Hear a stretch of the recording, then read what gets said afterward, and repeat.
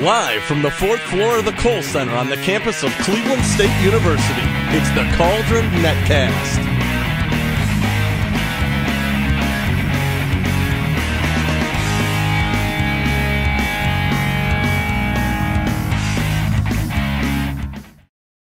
In the heart of Tremont, at the age of 25, Amanda Montague opened Lilly Handmade Chocolates right here on Starkweather. She has over 20 varieties every day. Everything from the adventurous to the lovers of the classic, from white chocolate to dark chocolate to milk. And more than that, she has plenty of booze and other party favors to complement her fabulous chocolates. She's going to walk us through how she makes each of these amazing little works of art.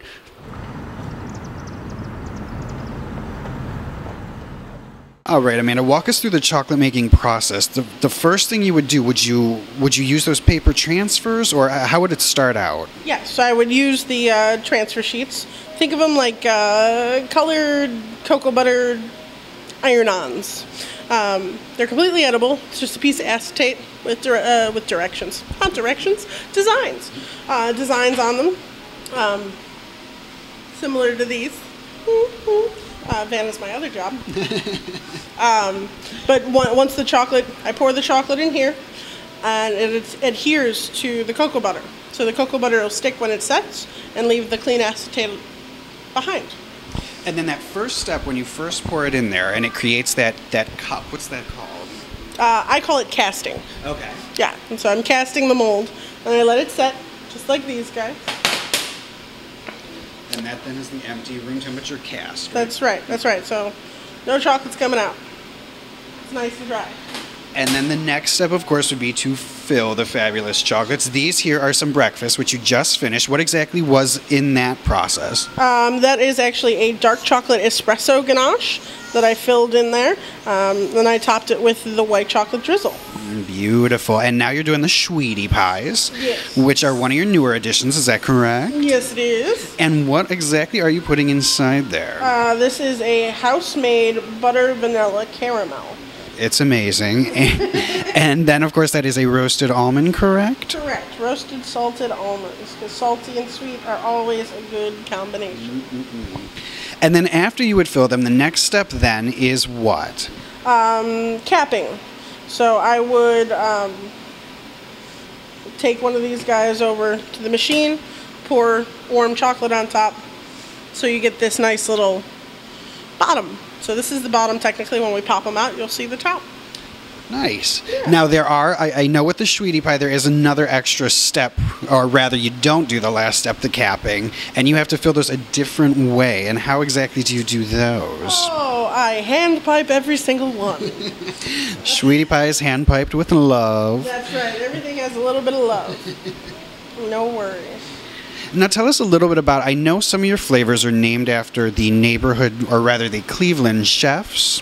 Tell us a little bit about those. Well, we have the Heather, for Heather Haviland. She's the chef next door at Lucky's Cafe. She's awesome, and she really likes spicy and sweet together. So I did a cayenne pepper dark chocolate for her. It is beautiful. And then for our Iron Chef, Mr. Michael Simon, the man loves pork. It's tattooed on his chest. So I did a bacon truffle for him. It's Newski's bacon with organic maple butter and a smoked paprika ganache. And people do love this. If you're feeling adventurous, go for this one. Not as weird as it sounds. Think chocolate chip pancakes and a little bit of your syrup gets on your bacon.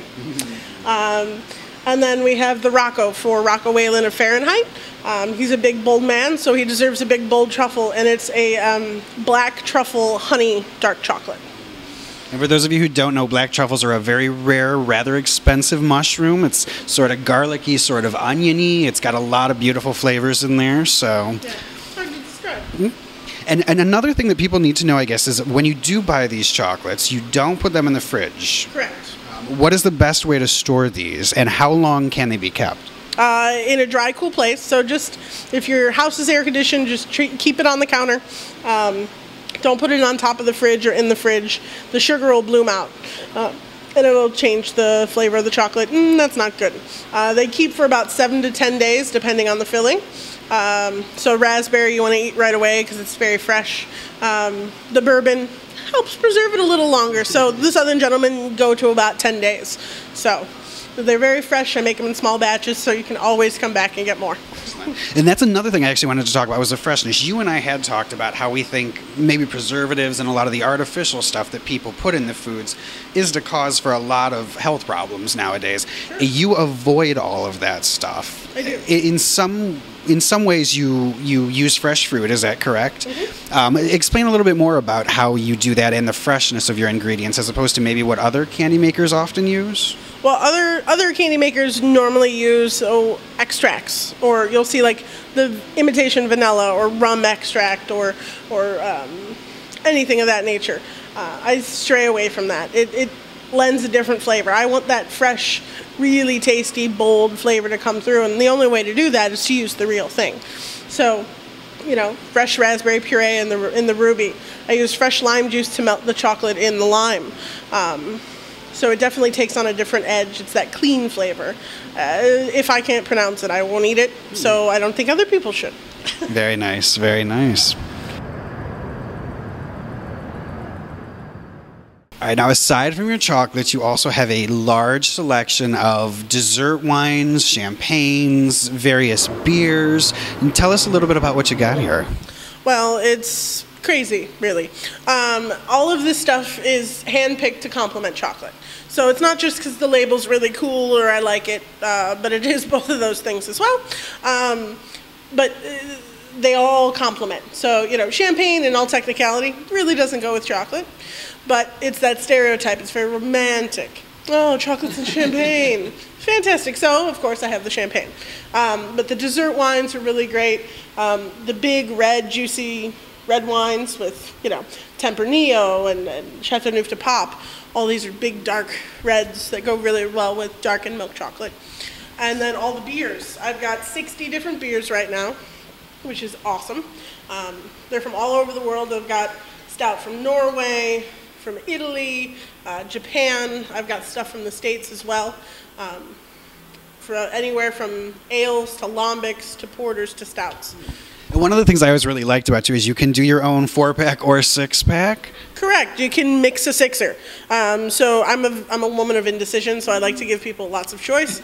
So I have 16 different beers that you can create your own 6 or 4-pack from. Very nice. And that includes chocolate stouts, some pear ciders, a pumpkin ale, blueberry ales, something really for everyone. So come check out Lilly's, not just for the chocolates, but for the booze.